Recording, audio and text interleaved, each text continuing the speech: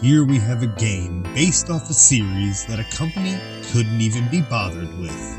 I'm talking about Capcom and Ghouls N Ghost. The series loved and hated by many gamer alike, but the last installment was Ultimate Ghosts and Goblins in 2006 on PSP. Unless you're talking about the 2 for iOS, which I didn't even know about until I started this video. This is one of those series I think people just gave up on. We didn't think there was going to be any sort of sequel.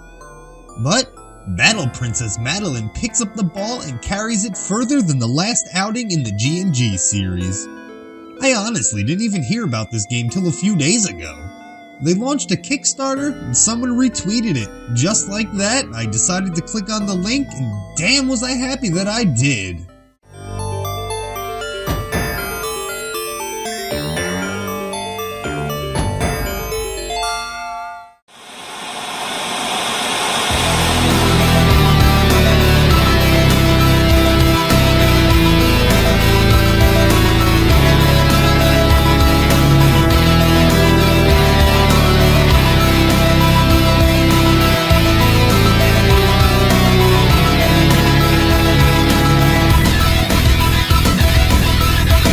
So, the best part about this Kickstarter is they actually launched a free demo with the game, which gives you a nice little taste of what's to come and what they've already done. So, without further ado, we're just going to jump into the game and talk about it.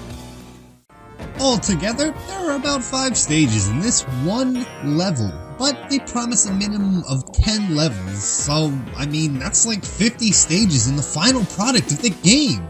When I first started it up and gained control of Madelyn, the character that you play as, I was instantly thrown back by how polished the gameplay already is in its alpha form.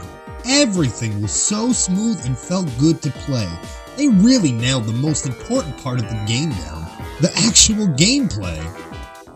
It throws in that same fast-paced action with enemies spawning everywhere.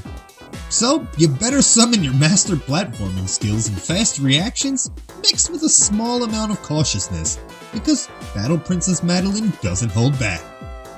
Thankfully, the control scheme is already implanted in my brain, making the need to learn buttons non-existent.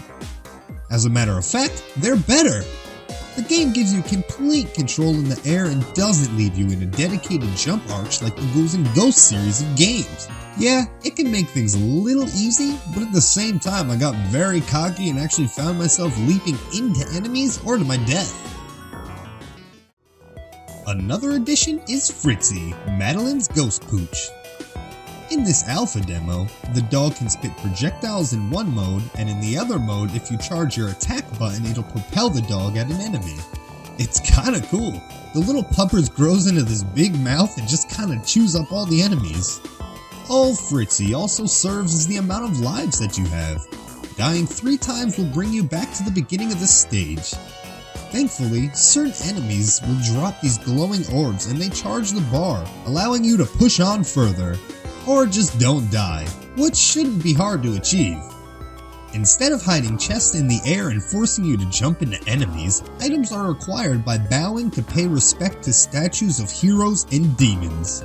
Additionally, finding one of the many hidden ghosts will yield the same results, only when you show respect though. These ghosts are everywhere, including behind destructible walls. They really make you work for that gear. Speaking of, the weapons and armor system function similarly to their counterpart. First off, let's talk armor. You take a hit and you lose it. Well, I was able to find different upgrades that actually let me take a few more hits, but to top that off, they also upgrade your current weapons to make them stronger. On the weapon side of things, you have the spear, throwing knife, the arching axes, and a sword, which was honestly my preferred weapon until I found my way into these hidden areas that were unlocked by keys that I collected. Deep inside one of them was a magic staff that shoots fireballs, with a secondary function. Remember this? That's right, baby. The staff can also be used to jump off enemies' heads and reach higher places. Once I figured this out, I searched the entire hidden area. Unfortunately, that led me right into a dead end. It turns out one of the missions didn't activate until I went to town and talked to the right person. Not all is lost. These hidden areas can now be accessed from the main map. After talking to the people in town, simply running back through the area and completing the mission, you can exit right to the map on the pause menu. That opens up the game to exploration, and searching the corners of each stage is going to be a joy.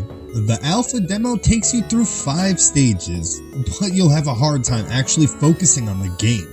The art direction taken is done in some of the most beautiful pixel placement and sprite crafting I've ever seen. The level of detail on top of lighting effects really make this game something to behold.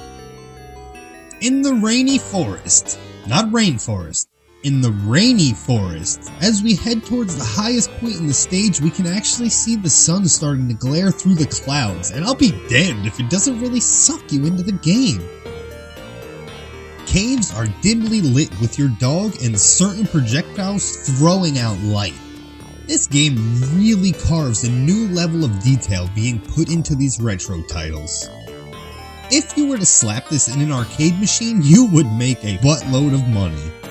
Not only does it feel like an authentic cabinet, but it sounds like it's being powered by the Yamaha YM2612, which was primarily used by Sega in the Genesis and some of its arcade games.